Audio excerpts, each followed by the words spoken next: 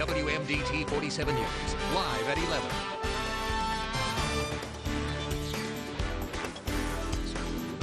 Heavy snow, freezing rain, icy roads, and chilly temperatures as the first major winter storm of the year bears down on the northeast.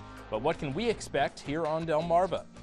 Plus, as the cold winds continue to blow, local groups are reaching out to help the homeless population in Wicomico County. How you can help as well. And part 4 of our special week-long report on heroin abuse across the peninsula. WMDT's Emily Lampa explains what experts say is the solution to this growing problem. Good evening and thanks for joining us tonight. I'm David Caldwell. More news in less time starts now. We begin with the big story of the day, this winter storm hitting our area. Here's a look at what's going on outside of our door. Earlier this evening, we asked on Facebook what our viewers were seeing outside theirs. Many said they got snow, rain, and, of course, bitingly cold temperatures. So let's waste no time in sending it over to meteorologist Travis Michaels with more on what we can expect as the night wears on. Hey, Travis. Hey, David. We're looking at that snow to kind of continue. We're looking at some very big flakes falling outside, as you just saw, and I've heard from a lot of people around the peninsula. They're seeing some big snowflakes falling. Now, if you're worried about that, we've got some good news for you, but you still want to use caution if you are heading out the door tonight. I'd kind of recommend just kind of staying in and then handling this situation as you head out the door tomorrow. We're looking at, as you can see, bright whites right across the peninsula in this area here. That's all going to be wrapping up, and there's actually some dry air on the back side of that system, which is hopeful in the sense that we're going to see the system slowly drying out, but we're not going to be done with the snow until we head through about mid-morning tomorrow with some lingering flurries. We've got winter storm warnings and winter weather advisories in effect for counties around the peninsula. Those highlighted in pink would be the winter storm warning. Those last until 1 o'clock tomorrow afternoon, and the ones in the purple will be the winter weather advisories. This just means that those roads are going to be slick out there. Winds picking up tomorrow, so we do expect to see very breezy conditions for your day tomorrow. Going to be frigid out there, and that's also going to start blowing some snow back across the roadways that have been cleared. So please use caution. That's the biggest thing out there. There's no need to panic. That is not the situation out there, but just be careful out there and think before you head on the roadways and use your caution, as I mentioned. I'll have this full 7-day forecast plus totals that you can expect with this snow coming up in a few more minutes. David? All right, thank you, Travis. And with the messy weather clearly already here and even colder air approaching, one homeless shelter in Salisbury is opening its doors a day early to help the men of the community who otherwise have nowhere to go. WMDT's Jennifer Fulginiti has the details. Temperatures Friday night will be dropping into single digits, putting hundreds of Salisbury homeless men and women in danger. But residents can help. If they see someone they think is in distress or someone that's cold or out in this weather, if they need to call us, and we will get them to where they need to go. One of those places is Halo, opened in 2007 to help those in need and providing overnight shelter to women and children. And for the first time since 2007, Halo will be opening their doors to men, where they will be transforming this cafe into a sleeping area at the Center of Hope in Salisbury. To reserve a bed, men should call Halo ahead of time or sign up at the day center. Nancy Ulrich is relieved that her husband won't have to brave the elements. I can't sleep at night because I worry about him being out in the woods, out in the rain. The shelter is prepared to accommodate 70 men, but Halo says they will do all that they can to give everyone a bed who asks for one. But with the temperatures dropping, oh my goodness, we can't afford to have these guys out. Men are asked to be at the cafe by 8 p.m. Friday and must leave by 6:45 the next morning. Jennifer Fulginiti, WMDT 47 News. If you would like to reserve a bed for someone at Halo's Center of Hope, please call them at 410-742-9356. The next available Salisbury shelter will be Wesley Temple from January 4th through the 10th, and they have a maximum capacity of 30. For the full list of participating shelters in Salisbury, check out our website at WMDT.com.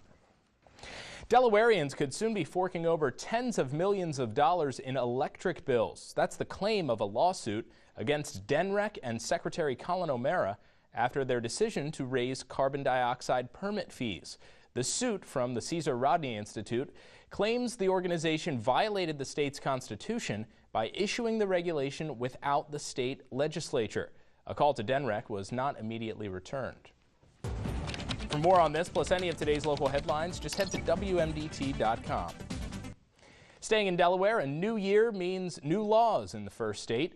One law now limits patient copays for specialty tier prescription drugs to $150 a month for up to a 30-day supply. Another law allows parents to freeze their children's credit at any time so that they can protect them from identity theft. And commercial vehicles titled on or after January 1st must now have an audible reverse warning signal, backup camera, or some other kind of device to alert the driver when the vehicle is approaching an object. As of this morning, immigrants living in the U.S. illegally can get Maryland driver's licenses or ID cards. The new law includes a two-tiered license, so people without a social security number or lawful status before a 2009 deadline can still get a license to drive. WMDT caught up with one local and his translator today after he received such a license, and we asked him how he plans to use it. Para trabajar. Use my license to work. They use the license to bring money to the house, put the food at the table, you know, and they are very happy. To apply, drivers will need to show some form of ID, pass both a written and road test, and provide 2 years of state income tax filings. WMDT 47 News Special Report. Drug enforcement is just one part of dealing with the heroin problem on Delmarva. Tonight we have part 4 of our special report, which highlights what experts say is the solution. Here's WMDT's Emily Lampa. Once someone is addicted to heroin, even though they successfully make it through a drug cessation program, experts say it's a disease that carries a high risk of relapse. About 50% of clients, no matter the drug, complete the drug court program in Worcester County, but program coordinator Tracy Simpson admits folks who come in with heroin addiction have a lower success rate. The withdrawal from that is really intense and very scary, and especially with these younger kids who haven't had a worldly experience, they don't have a lot of life experience, they think they're dying. Which is why this roundtable of prosecutors, officers, and health experts say intervention or prevention needs to happen to keep people from getting to that point. How do we stop new users? And that seems to only come from education. This includes education for doctors, prescribing highly addictive pain medication to their patients. And patients being prescribed these medications need to be taught the dangers of having them around young people in their homes. The more that parents can be aware, know the signs, know what to look for, and be, active in their own home, the better the outcome for this group of young addicts that we seem to be working with. Tips for parents. Lock up your prescription pills. Stay on top of who your kids are hanging out with. And always be aware of changes in attitude or behavior. The information is there and it's available. I just think we need to keep beating that drum. I just think it cannot be said enough. And if you have just a hint of suspicion, don't you owe it to yourself and more importantly to your family and your child to at least follow up on it, make sure there's nothing to it. Emily Lampa, WMDT 47 News. Another important tip for parents, keep an eye on the internet and cell phone use of your children and teens. In the 5th and final part of this special report, WMDT's Emily Lampa explains the role technology plays in facilitating drug use among young people and why parents need to stay on top of it. Be on the lookout for more. This week's On the Lookout segment starts with an update. Since our story first aired in September, the Wicomico Bureau of Investigation tells WMDT that daytime burglaries are under control at this point. But when highly active, burglars will typically stalk houses until homeowners are gone and specifically take jewelry and electronics. Some ways to help investigators relocate any lost items: write down serial numbers for all electronic devices and also take photos of jewelry. As a preventative measure, be vigilant about checking credentials of anyone appearing to be doing work around your home. People can challenge these would-be suspicious people. Well, who do you work for? Do you have an ID card for it? Does the logo on the shirt match what you say you're doing? Do you have a Wicomico peddler's license to be doing what you're doing? Sergeant Owen says that more than 90% of criminals arrested for committing a daytime burglary are stealing to subsidize their drug habits. Nearly 2 years ago, a former Salisbury University student came forward to police for alleged hazing at Sigma Alpha Epsilon fraternity. 3 days ago, Bloomberg News reports the account of a former SU student who pledged that fraternity in the spring of 2012. Now, the university is talking and spoke with WNBT's Cody Leibowitz about how they plan to move forward.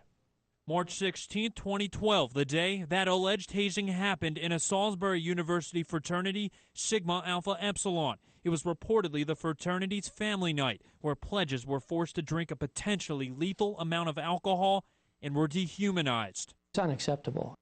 22 months later, the fraternity is still suspended until at least this spring semester. Their logo no longer appears on the university's website. But despite those punishments, one family wants more. Former SU student and at the time pledged Justin Stewart says he was forced to stand in trash cans filled waist deep with ice, and his parents spoke about the incident to WMDT on the phone.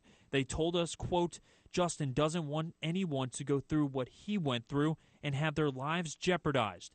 And the school failed to show any responsibility. The fraternity should be eliminated from the school. Most of the members won't be SU students by the time they return. They have either left the institution or have graduated. So to a certain extent, the organization will be starting over. For SAE to be reinstated at the school, Dr. Dane Faust says the chapter must meet certain requirements, including a member education plan. Do you feel that the punishment was sufficient enough? Well, in my mind, I'm going to support the process that's occurred here. Cody Leibowitz, WMDT 47 News. Now, Justin Stewart was not available to speak with us today, but his parents also told us he's now going to the University of Maryland, fielding internship calls, and currently has his life 100% in order. Now to the stories making headlines across our nation this evening. In California, police have arrested 43-year-old Gary Lee Bullock in connection with the murder of priest Reverend Eric Freed. Freed's body was found on New Year's Day in the St. Bernard Church Rectory after he failed to show up for morning mass. Bullock had been named in an arrest warrant, and he had reportedly been in and out of police custody in the hours before Freed's death. Authorities are still trying to figure out a motive for the murder. Edward Snowden is gaining some new allies. The New York Times and Great Britain's The Guardian are calling for President Obama to take mercy on the former NSA contractor after he leaked information about the agency's surveillance program. Snowden has been living in Russia for the last few months under temporary asylum in order to avoid facing espionage charges in the U.S. Still to come tonight, Travis will be back with the latest on this winter weather, plus what we can expect for those roadways tomorrow. And changes in Medicaid funding will cost the first state millions, but plans to expand are still in place. We'll explain just how it works and what it means in dollars and cents after the break. Find these stories and more at WMDT.com. WMDT 47 weather. Well, welcome back. Again, the snow falling across the entire Delmarva Peninsula, and temperatures, you can see them stretching out just above that freezing mark in a few spots. Now, I will mention this. I've mentioned it before. The ground temperature does not have to be at freezing for you to have snow up in the atmosphere where, of course, that precipitation is falling from. That's where temperatures are below freezing. We're close to that. We're going to keep falling as we go overnight tonight. 33 degrees, Chucky Plummer and Lewis. 34, Stan Dobies in Rehoboth Beach. Carol Loy in Long Neck, we've got 34 degrees. Pat Diefendorfer in Riverdale, 33. 32 for Ted Parker in Millsboro. 30 for Tom Lockerman in Bridgeville. Heading over towards Kenny Wheatley in Cambridge, 34 degrees there.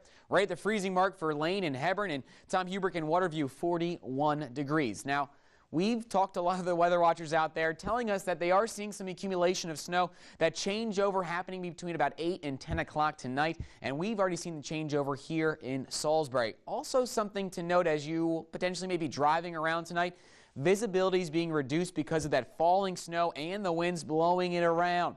Now, the wind's picking up as we go through your day tomorrow, so all the snow that we're seeing falling tonight, that is all going to be blowing across the roadways that have been cleared by our lovely Department of Transportation. So they're going to have to be working throughout the day tomorrow, and with temperatures falling into the single digits, it's going to be frigid. So what can we expect for the rest of tonight? We're looking at the backside of this system right there. This is the majority of the snow that's going to be giving us the accumulation. On the backside, this light stuff just giving us some flurries as we go through the morning. So the good news is the backside of the system wrapping up shortly, and I think we're going to be all right with travel tomorrow morning. The only issue, obviously, is that blowing snow, pushing that across the roadways. Still looking at a little bit of that changing line just south of the Salisbury area, and that's going to continue to push south until just about those Virginia counties. Then we're going to see that stay to rain and then start to clear out of here. So tonight, we've already mentioned it, rain turning to snow. It's going to be breezy, it's going to be cold, and those cold conditions lingering for your Friday as well. Now the wind's up, as I mentioned, around 15 to 25 miles per hour for your Friday afternoon, but that morning snow wrapping up quickly. Temperatures then dropping through the afternoon into the single digits overnight. So here's the futurecast showing you that heavy snow clearing out of here. A few light flurries through the morning. We're done by about midday.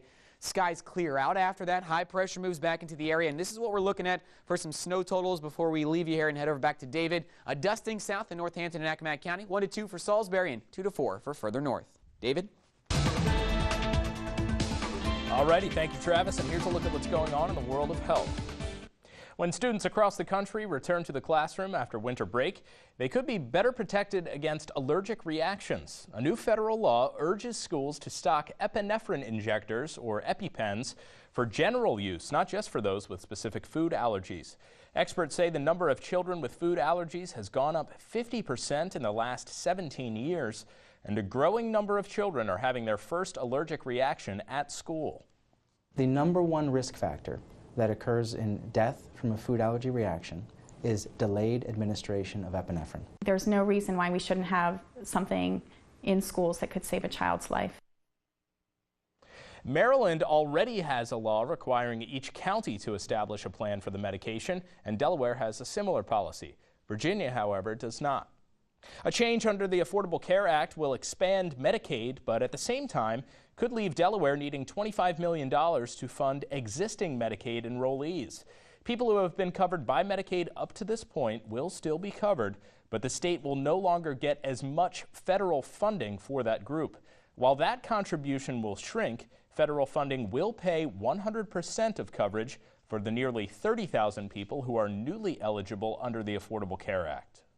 I'm pleased that we can continue to move ahead with the expansion. It will save state dollars, but more importantly, we will be able to provide medical coverage, healthcare coverage for more individuals in the state. I think for a number of reasons, we are going to benefit from this expansion. Officials say they also expect to save money on a third group of current enrollees, adults who were eligible under an expansion back in 1996. They will now be covered by a higher federal match. And speaking of Medicaid, experts say new regulations created by the Affordable Care Act may actually increase the number of people heading to the emergency room. Now, this is based on a study of Oregon residents published in the journal Science, which found that those who obtained Medicaid benefits through a lottery system in 2008 were 40% more likely to use the emergency room than others. Millions of Americans are gaining health insurance this week under the federal health care law, many of them through Medicaid. And in other health news, not as many new drugs were approved in 2013 as in 2012. According to the FDA, prescription medication approvals reached a 15-year high in 2012. However, last year, 27 new medicines were created, a drop of 39 from the previous year. The average is about 28 first-of-a-kind drugs per year.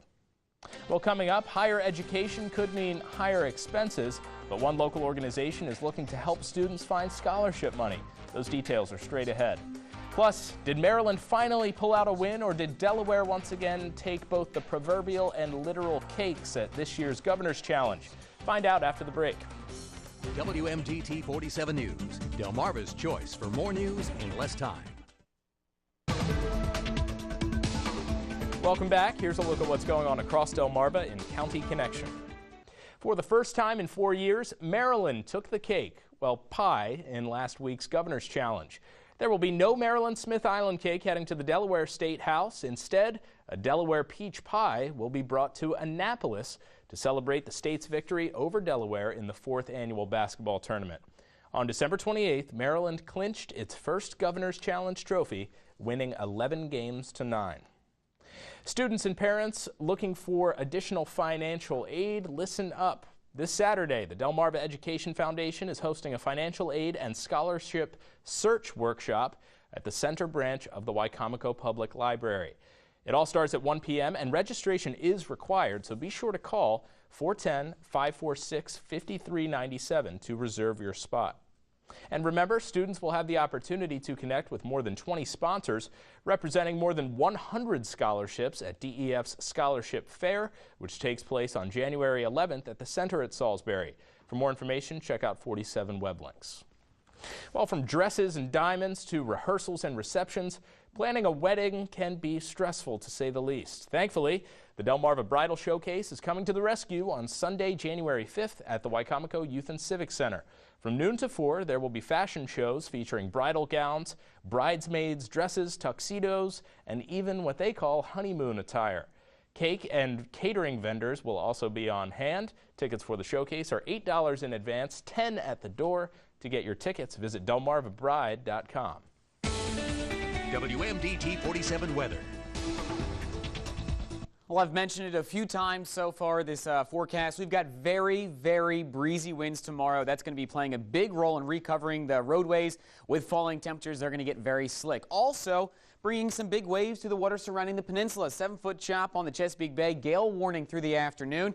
Gale warning also on the Atlantic Ocean through your afternoon hours with a northwesterly wind 25 to 35 knots. If that's not breezy, I don't know what is. Similar conditions on the Delaware Bay, 3 to 5 foot chop there.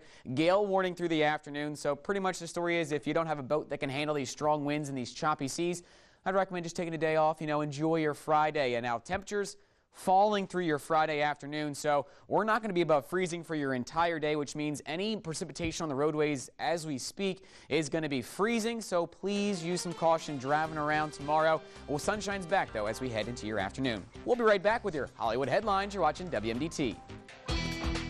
Join us on Facebook at WMDT.com.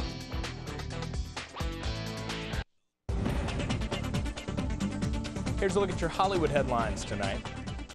Beginning with some somber news, Hollywood is mourning the loss of actress Juanita Moore. Moore, who made more than 30 films during her career and appeared on the small screen well into the 21st century, was the 5th African-American to receive an Academy Award nomination for her role as Annie Johnson in the 1959 melodrama Imitation of Life. She was said to be 99 at the time of her death, but her age has often been disputed over the years. Moore is survived by her grandson and 2 nephews. Actor Shia LaBeouf is finally addressing plagiarism accusations. The Transformers star has come under fire after basing one of his short films on a short story without giving the author of that short story credit. In response, LaBeouf hired an airplane to skywrite an apology to author Daniel Clowes on New Year's Day. But the actor didn't completely neglect more modern technology. He also tweeted a picture of that Cloud apology. American Hustle, Her, and 12 Years a Slave are among this year's motion picture nominees for the Producers Guild of America. 10 films in total were announced as contenders, including the Woody Allen comedy Blue Jasmine, Somali pirate thriller Captain Phillips, and the AIDS drama Dallas Buyers Club. The Guild, which is a company of Hollywood producers, will award the winners on January 19th. Fun fact, since the Academy Awards expanded the Best Picture race from 5 back to 10 nominees, 32 of the 40 PGA nominees went on to earn Oscar nominations. 2013 is over, but the end-of-the-year lists just keep on coming. According to Torrent Freak's annual list, The Hobbit was the year's most pirated movie, being downloaded over 8 million times. Taking the number 2 spot, Quentin Tarantino's Django Unchained, which was illegally downloaded an estimated 8.1 million times, so also over that 8 million mark. Rounding out the top 5, Fast and Furious 6, Iron Man 3, and Silver Linings Playbook. Well, that's it for your Hollywood headlines, but stay with us. Travis will be back with another look at your forecast. First, tonight's winning numbers. Good luck.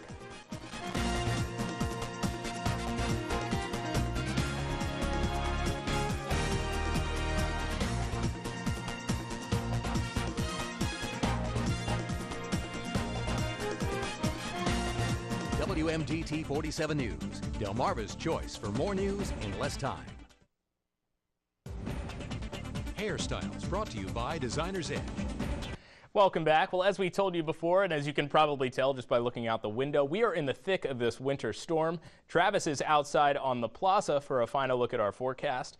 And Travis, it looks like it's coming down pretty good out there. How are we shaping up? Oh, we're not looking too bad. Yes, you can see there's some very big snowflakes falling, and we saw that earlier with those darker or those lighter whites on the satellite and radar. Now that's going to be clearing out of here in the next couple of hours, but we're still seeing some very slick conditions. I was just kind of sliding around on the plaza out here where there's a slushy mix, and those temperatures expected to continue to drop tonight. That's why we do have those winter storm warnings and those winter weather advisories. For all those counties highlighted in pink, that's a winter storm warning. All those in purple, that is a winter weather advisory. Pretty much means we are going to see some cold and snowy conditions. We're already seeing that, but as I said, really no need to panic by any means.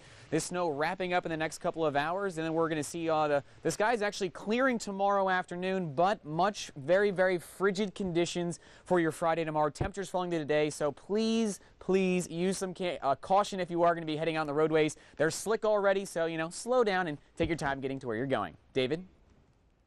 Yeah, definitely. That's good advice, Travis. Well, folks, keep it right here. Jimmy Kimmel's up next. He's got actor, Dubliner, and seemingly reformed bad boy Colin Farrell, along with Criminal Minds actress Jean Triplehorn. Tonight's musical guest is Megadeth. It all starts at 11:35, so just keep it right here. But for now, thanks so much for making us your choice for news at 11. If you missed any of the phone numbers or web links for tonight's stories, and of course the latest weather, we also have any school closings you may need to know about on our website, WMDT.com. Also, don't forget to like us on Facebook, follow us on Twitter. Everyone have a good night out there, and please be safe, Delmarva.